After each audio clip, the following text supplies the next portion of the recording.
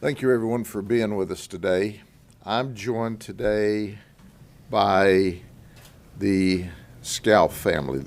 This is Pam Shade, who is a sister, Betty Scalf, who's mom, Lynn Scalf, who is a sister, Teresa Wooters, who is a granddaughter, and our expert, who is not related, David Nutting. He's retired Orange County homicide detective, now working in private enterprise.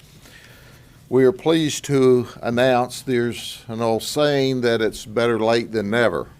Well, this is late, but it's better late than never. Let me introduce you to Teresa Scalf. 37 years ago, on October 27th of this year, she was murdered. She was viciously murdered. She was only 29 years old, and she was viciously murdered by an unknown suspect. She had defensive wounds where she fought this suspect off, but he aggressively stabbed her and cut her. Now, I'm giving graphic details only because Mom said I could, because you don't mess with Mom, and I would never say this without her saying. He cut her head almost off. It was violent and it was horrible. There was a full investigation at the time to try to find who did this. Mom discovered her daughter and called us, and you'll hear more about that in a minute. Detectives worked on the case at the time. I remember the case vividly. We worked and we worked and we worked. Teresa at the time was a registered nurse at then Lakeland General Hospital, which is now Lakeland Regional Health. We never gave up on this case. We investigated it through the years, and I want you to clearly understand when this occurred in 1986, there was no DNA. There was no DNA genealogy. We knew that we had Teresa's blood, and we had another unknown source of blood, but there was no way to match that. Then in the 2000s, CODIS came along. So we took our suspect's blood that we'd run a DNA on and put it in the CODIS database, certain that we would get a hit for someone who would viciously murder this beautiful young lady. Nothing at all. And the investigation went on. We suspected a lot of people. We talked to a lot of people. There were literally thousands of hours of investigative work that went into this case. But as technology improved, one of our detectives, Matt Newbolt, who is not only assigned to homicide, but cold case homicide, had Teresa Scalf's photograph on his desk from early 2015. He said, I'm going to figure out who murdered Teresa. And that's exactly what he did. This is who murdered Teresa, Donald Douglas. He was 33 at the time of the murder. He's dead. He died of natural causes when he was 54 years old. He and his brother owned D&D Electric. His brother is also deceased. As it turns out, Donald lived behind Teresa. Detectives talked to Donald at the time of the event as they were doing neighborhood canvasses, but there was nothing at all out of the ordinary. We know that Matt worked with our colleague here that retired from the Orange County Sheriff's Office. He's going to talk to you. Othram is a private lab that does genealogy DNA. Matt, once he found out that we were able to work a genealogy on the DNA, had to trace this case back to 1949 when a third cousin to Donald Douglas had an affair and had a child not by her husband. So we traced DNA and genealogy back to 1949 and an illicit affair that led us in the direction of ultimately Donald Douglas. When we were able to work the genealogy up into the modern era, Matt met with Donald Douglas's son and said, hey, we'd like a blood sample. We're working a murder investigation. The son to Donald Douglas was totally cooperative and was in horrible shock. His dad, and here's the key to it, had never, ever, ever been arrested. Ever. Donald's son was certain that Matt Newbolt, Detective Newbolt, was just chasing another dead end because there was no way in the world his dad would murder anyone. But he cooperated because that's what good Americans do. He provided the DNA. We took it back to the lab. The lab said, hey, that DNA is the son of the person who did the murder. And that's how we found Donald Douglas. If it weren't for modern science, we still would wonder how in the world or who in the world murdered this beautiful registered nurse that worked in a trauma unit, saving lives, making people better, and died that fateful night. Words can't explain the graphicness and horribleness that we saw and that Mom discovered when she was called when her child didn't show up for work. Mom knew that wasn't how it was. But before we get to the family, I would like to ask David to come up and tell you a little bit about what he does, and then he turns that data over to the detectives, and we have to then do investigative legwork, which Matt Newbolt, and I asked Matt if he wanted to speak, and he said, no, I'm good, boss. He's going to be my subject matter expert anyway, and I'm going to bring him up and introduce him in a minute because he traced this back from 1949 and an affair with a third cousin between neighbors a long, long time ago. So David, come up and talk about that. Thank you, Sheriff.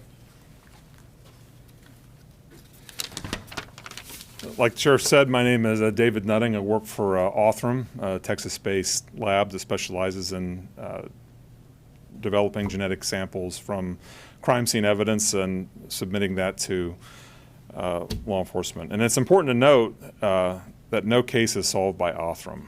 The cases are resolved, as the Sheriff said, by the hard work of law enforcement.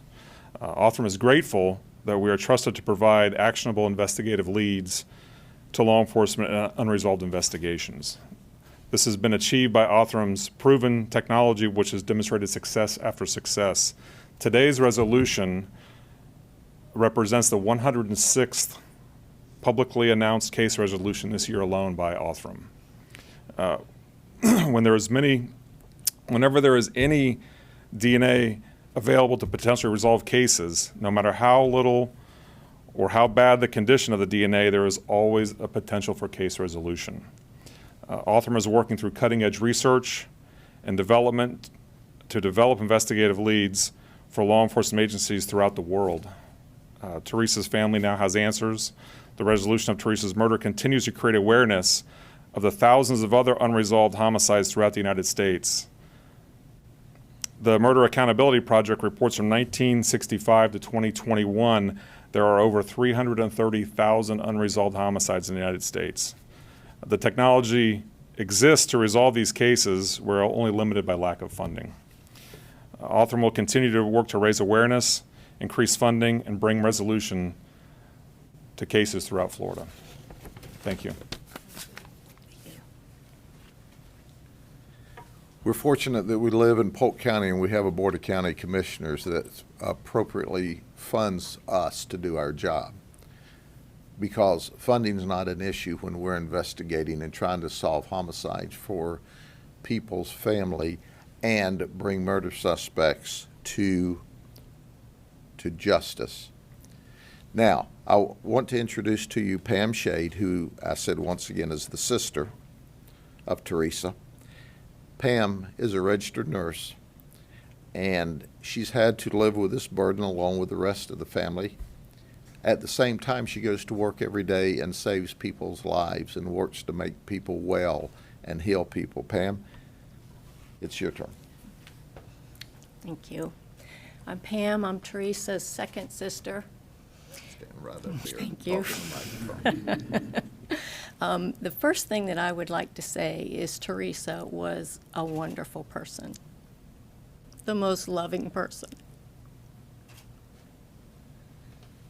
She didn't deserve this. Our family didn't deserve this. My mother had just lost my brother of 23 years old, a year and a half before she discovered my sister's body in that condition. Can you even imagine what that would be? But she held it together. She made it to the phone because we didn't have cells back then. Found the number that my sister had hanging there for her 8-year-old son and was able to get the police there. My mother did that. I don't know how many people would have that much strength to do what she did. My sister signed me up for nursing school and said, "You'd be a good nurse." I had just gotten out of the military. I did not work in nursing. And I said, "No." She says, "Oh, just go take the test." I've been a nurse 38 years now, 38 years. Almost our whole family works in healthcare pretty much due to her. My brother is a trauma nurse. My sister works in mental health. My mother worked at the hospital for 25 years. All due to her. It was all due to her. She started off at the bottom, nursing assistant. She went to respiratory school and she got her RN and was so proud. I have never seen anyone more proud. She said, "I did it, Pam. I did it." And she was dead a month later after we had this conversation. It was very hard. There's a few things I would like to say. That my family wants to acknowledge law enforcement for everything they have done. They didn't give up. They didn't give up all these years. They just kept working. And we were called. I was notified. Detective Newbold especially would call and talk to me and say, "You know, what do you think about this?" Or "How about this?" And I'm trying not to bother you. And I'm thinking, bother us? Please. Please bother us. He was amazing. We would like to thank from the dispatch all the way to the detectives who have worked this case for 37 years. Putnell was the original detective, and then due to his diligence of saving the evidence back then when we didn't even have DNA, but he preserved it all those years ago. And from there it was Detective Van Sciver, and that was back in the 2000s, working the case diligently. And then Detective Newbold and his partner Jason took over from there in around 2015 and stayed on the case, and he kept her picture on his wall. And he told me, "I will not retire until I solve this case." And he did. He surely did. I would like to say the family has nothing to do with what the person that did this. I just really don't feel like he needs to be vilified or anything. The sins of the father, no. I think that family needs to be left alone. He cooperated, which is astounding. So many people didn't in her case. People who knew her refused to cooperate, which I will never understand. I'd like to thank Sheriff Grady Judd, who has supported this investigation throughout. From day one, he has supported us and the investigation. We appreciate the whole team, And we hope that the knowledge provides comfort to everyone. Her coworkers, she was out with coworkers that day at lunch. She went to lunch. I hope it gives everybody comfort to know that we now know who did this. We know.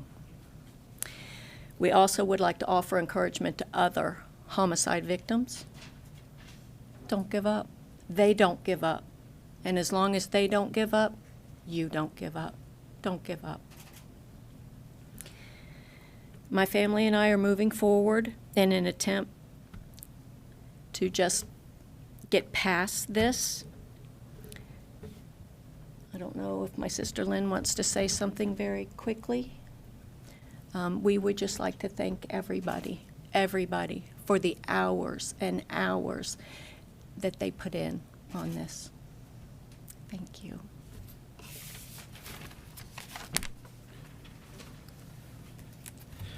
Now, Betty wasn't going to speak, but I don't know that I've ever met a stronger lady in my life, and certainly a stronger mother. Her son died in a diving accident in Itchinatuckney Springs, I believe, doing what 23-year-old kids do. They swim, they jump off of docks, and he broke his neck in a swimming accident. And then a year and a half later, she's the one that walked in and found her daughter, not just murdered, but horribly, horribly, horribly murdered. And it's this wonderful family and our passion to solve cases for the victims and to bring justice that caused us to never give up. But it really, really helps when the family never gives up.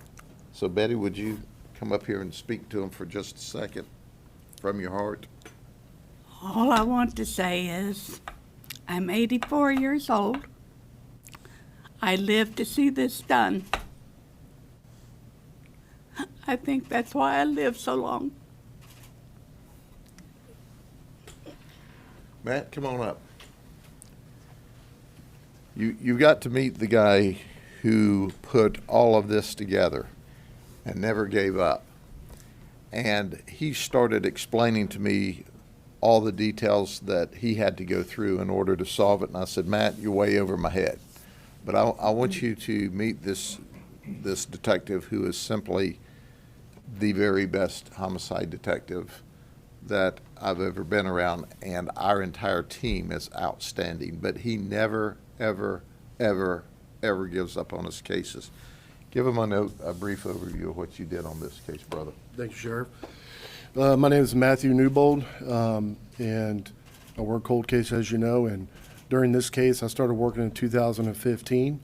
In 2022, we partnered with the Othram Incorporated Lab. It gave us the ability to sort through family trees, which is a painstaking process in order to work our way down to the offender. And that's what we did in this case. It's a very long, painstaking process. He had brown hair when all this started. Okay, that's great. I do want to say one statement from an editorial perspective. You know, every time we find a new technology to solve crimes, bring suspects to justice, and resolve cases for families, we're attacked. And as a result of being attacked for all the technology, I want you to know, had we not persevered and had this technology not been here, we would have never brought resolution of this horrible, horrible event to this family. And certainly the suspect is deceased and he can't be sent to prison for a long time. But my prayer is that he was in mental prison for what he did his entire life. And to give you an illustration of that, and I'm going to push Lynn to talk a little bit. Tell them about the bumper stickers on the car that was new technology at the day that people resisted. Come up here and tell them that new technology would have made a difference then, and ultimately it occurred.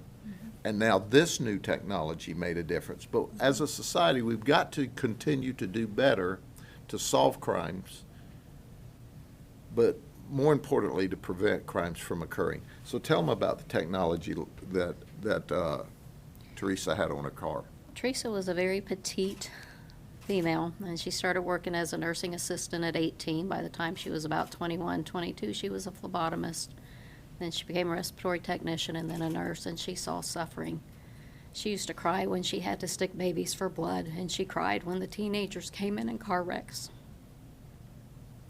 She liked working as ICU because she provided comfort to those suffering and to their families. Back then, 911 was not universal. It had been around for a couple decades, but it wasn't real prevalent. And they were trying to get it on the ballot in Florida, and people were against it. It was government watching you, Big Brother, don't do it. There was a lot of conspiracy about it. She had 2 bumper stickers on her car. One said, "Vote for 911." The other one said, "Don't take your organs to heaven. Heaven knows we need them here."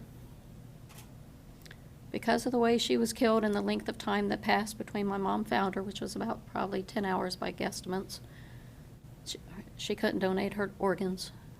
But she was the kind of person that if you asked her about something, she would engage in dialogue. So hopefully that encouraged some people to consider that pathway.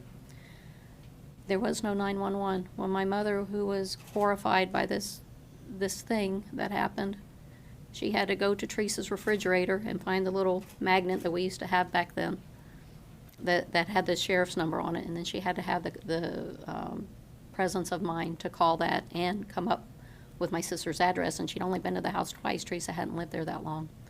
So a lot has gone into this, and if you think back to the paranoia back then to 911, and you think about what we use it for today, which is a little bit of everything right down to complaints about your hamburger order, it wouldn't have made a difference in Teresa's case. But in cases where women and occasionally men are being violated by perpetrators, it's a rapid way to get to people. So we appreciate the DNA. I don't care how they get it. I don't care how they get it. I don't care if they use your DNA, 23andMe or whatever it's called. I don't care. Detective Putnell managed to get that evidence, and this gentleman and his company managed 37 years later to use that. We don't have closure for grief. There will never be closure when you have something this violent against a decent human being. It's not human. It's not humane. So for that, we will have no closure. But we have closure of questioning constantly, because when it's a deliberate act, you question everybody, her best friend, her ex-boyfriend, the cousins, anyone she's run into in the last 5 years. So all of this technology is here as a benefit. And I'm telling you, the only people complaining about it are those who don't want the technology used. And there's a reason for that. And I do want to say, Matthew Newbold has been just amazing. The whole team was good, but I really can't say enough about what he and Jason did together. And Sheriff Judd, he allowed them to do what they needed to do. He gave them a lot of leeway, and many sheriffs would not have done that. And so we're so grateful. And that's all I want to say. Thank you for being with us to honor Teresa's memory today. Acknowledge her, Teresa, please. Thank you very much. Acknowledge her new granddaughter. Yes, also we have our Teresa Wooters is the granddaughter of Teresa Scalf. She's here today. And she didn't have the opportunity to know her grandmother because of this horrific act. So at the end of the day, we can only hope that he suffered every day mentally for his horrible, horrible acts against this beautiful lady who went to work every day to save lives, to improve people's lives, and to care about folks. This is a classic example of how evil should never prevail, and we've got to all work together to keep that from occurring. So having said that, I've got one other event I need to speak about before we go today. If y'all would like to have a seat right over here. And this, talking about evil and talking about frustration, let me take you to 2:16 in the morning on Sunday morning. And here's what occurred. We received a 911 call from a concerned citizen that said, hey, you've got somebody laying in the middle of the road here on the off-ramp to Highway 27 from Interstate 4. We're releasing his picture because the family said we could. This is Kevin Berry. He's our victim. He's 58 years of age. He's a truck driver. He's also a trainer. He was very proficient in what he did and was well thought of by his company. He was with a private contractor moving product for Amazon. He was on his way to work. It appears from our only witness that we found now, he was involved in a road rage incident. A witness said that as they exited off of Interstate 4, this is vehicles traveling east out of Orlando, onto the exit ramp to Highway 27, the witness said they saw our victim's white Dodge Ram 4x4, 2017 model, in a road rage incident with a dark-colored, compact two-door vehicle with a luggage rack on the top, possibly an older model vehicle. As a result of this road rage, our witness drove around them as now they're stopped in the road and left south on Highway 27. As our witness describes how the vehicles were parked at the time, that was not how the vehicles were parked on the ramp upon our arrival, so obviously there was more conflict after our witness vehicle left.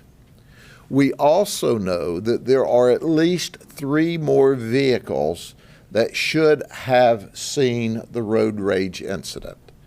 Now, I can tell you right now, those other 3 folks, probably like this one witness we've discovered so far, had no idea there was a shooting. They probably drove around to get out of the way and leave.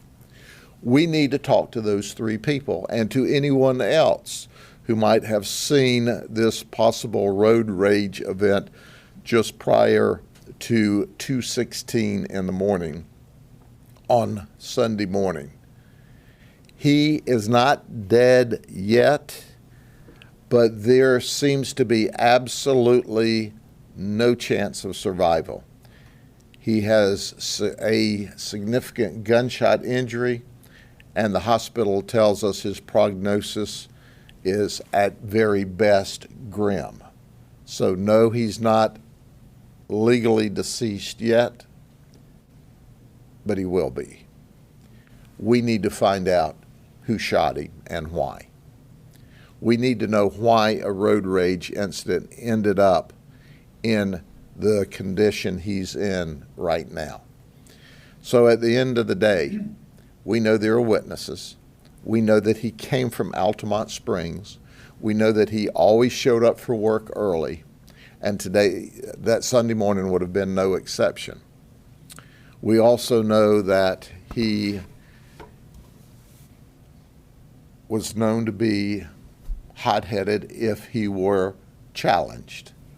So according to friends, that if someone tried or started a road rage incident, he would push back. So at the end of the day, we've got to solve this case. We've got to find out who shot and killed Kevin Berry and why they shot and killed him. So at least 3 other vehicles saw part of the road rage. They probably had no idea that a shooting occurred. They may have been long gone by the time the shooting occurred, but we need to talk to them to see what they may know so we can solve this case. To clarify, were the vehicles coming east or westbound? They were coming eastbound, and they were coming westbound, and then they were exiting to go southbound on 27, eastbound from the Orlando Altamont Springs area, and then they were looping around on the exit ramp from westbound to go south or north on 27. Sheriff, let me ask you. Sure. Francis, We believe it was a sexual rejection.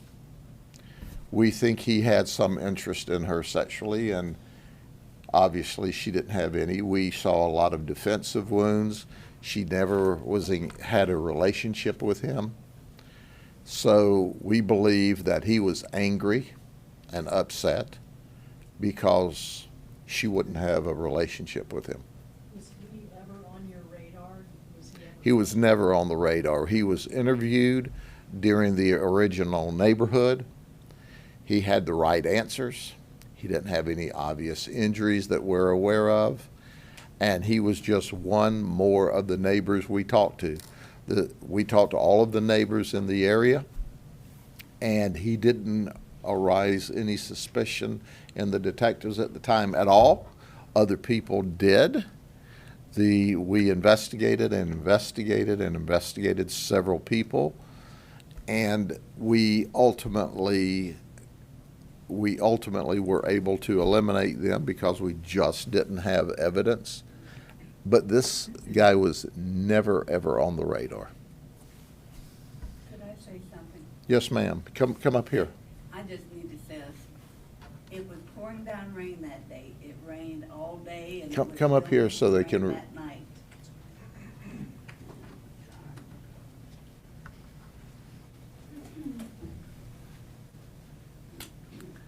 All I want to say is it was Come right up raining. here. It was raining very hard all day, and it was still misty rain that night. It was just before Halloween, and because of the rain, people were not out. Usually the kids would be out playing, but it was raining. They were not out. And of course, by the time, I think she was killed in around 3:30 in the afternoon. And by the time I got there at 8 or 9 o'clock at night, all the evidence had been washed away by the rain.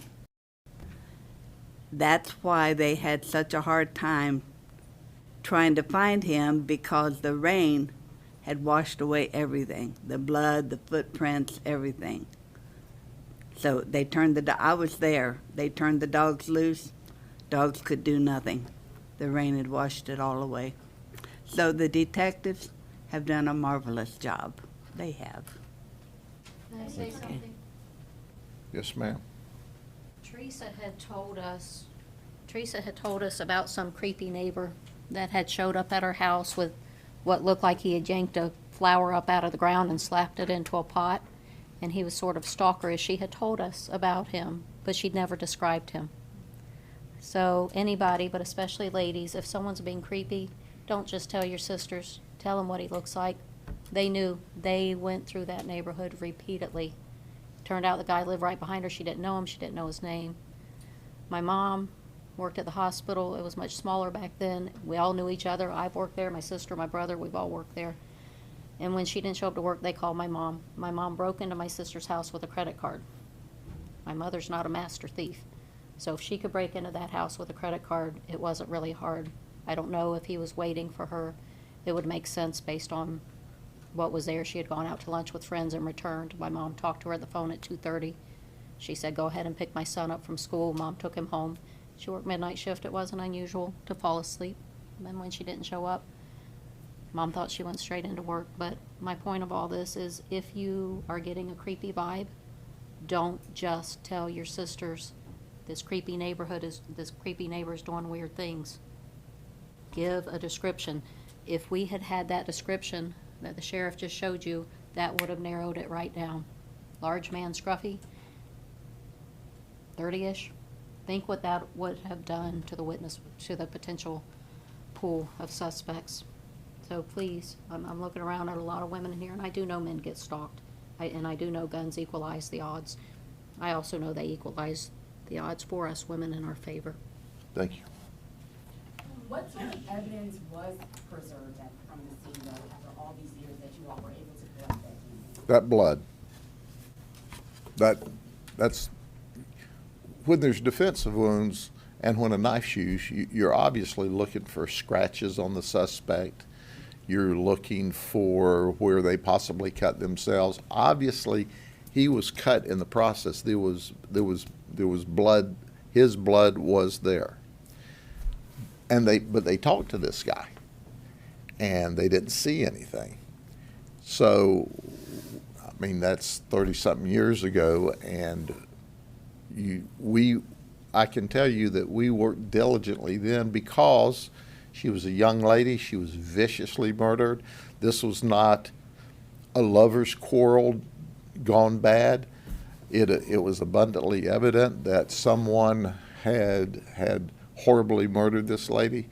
So whenever the neighborhood was done, for whatever reason, there was no evidence other than his blood at the scene, which means he should have been injured, but they didn't see anything. But thank goodness the crime scene folks did a remarkable job, or we wouldn't have had anything today. Could you tell us about him, who he was, what he did? Was he married, divorced? At the time, he and his brother owned D&D Electric. He was an electrician. And he was not married, I don't think, at the time. And he had no arrest record, was on no one's radar. Matt, do you have other details about him? No, sir, that's about it. He was such a non-event, he didn't even get on the radar screen at all back in the day. And so, was there forced entry into the house, or did you just think he They got into the house some way through, and I don't even remember. Matt, do you remember how? I don't remember those details. What we could tell you is that there was no forced entry to the residence, and it was actually secured, like Betty said, when she got there. Can you speak to the DNA itself? I mean, this was made possible through 23andMe and Ancestry.com, like those kinds of programs. And then how do you link it? Do you find out DNA that somebody lived nearby? How does that work? Without getting into too much of the weeds on it, but yes, we use programs that we work with a genealogy company, and we basically build a family tree of DNA that people publicly put out there that we could use. So they have to opt into that. Not everybody has their DNA open to the public like that if you use 23andMe, but you can opt in to do that. And that's how we start building the family tree in a nutshell. How was he related to this affair in 1949? He's not related to that per se, but there was, one of the distant family members, we were able to track that family line up to the Douglas family line and then connected them. So yes. Meticulous. Yes, it's Painstaking, I know. very painstaking, very difficult to sit here and explain. You'd have to look at charts and graphs, and you'd probably still get lost. But thanks to the help to the lab and the genealogist, and really thanks to the help to our sheriff and his staff for giving us the opportunity to be able to do that. And that led you to identify the son? Well, yes, we knew based on looking at the family tree, it led back to Mr. Douglas, and which is deceased, but we knew that he had a son, so we were able to get the son's DNA, which confirmed that he would be the son of the offender. How did you feel after all these years being able to connect the dots and finally solve this? Well, I just feel good for the family, and that's what I'm here to do. Is he connected to any other? Not to our knowledge. His DNA is obviously in the Dakota's database, so if there is any other connections ever made, we'd be able to make that connection, but not at this time. And his DNA was put in the CODIS back in the early 2000s, and obviously it's not hit at this time. But quite frankly, it's because people agree to let us look at their DNA. And the fact is, this affair from 1949, Douglas probably didn't even know these people. They're that distant a relative. But based upon that, then you have to build the tree and work forward to somebody that is a closer relative. And the only help you get, it's either on mom's side or dad's side, so you can eliminate half of the country at one time. What does the son say? He was just mortified. Just mortified. His dad had never been arrested, never had any trouble. And here we're telling him his dad he didn't just murder somebody. It wasn't like he had a fight in a bar and hit somebody. he stabbed and cut and mutilated this lady. Could I say one more thing?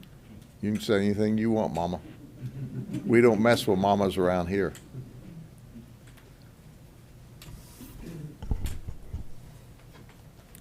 She had been out, she worked the night shift, and she had gone out with some other nurses for breakfast. And I think she didn't get home until around 11 o'clock. I don't know what time she got home. But she had spilt tea on herself at the restaurant. When she got home, she undressed and put on this big, long robe. She always had a latch on her door. She would have never opened her door to a stranger wearing that gown, that house coat. Whenever he got in probably through the glass sliding doors in the back. But he was inside that house waiting on her when she got there. That much I know, because she would have never, ever let a stranger in. Thank you all very much.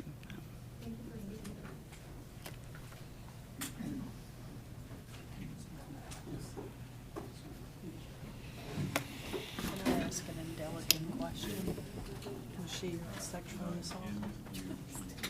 I don't know. I don't know. It's not in the file? I just don't. I didn't see it last time. She fought him off. They wanted to see him in blood, so. I think, and she was all chopped up from him, from defensive wounds, I think, by the time. I think that was the intent, but she fought him too. He lost interest after he cut her to ribbons, cut her head almost off. Exactly.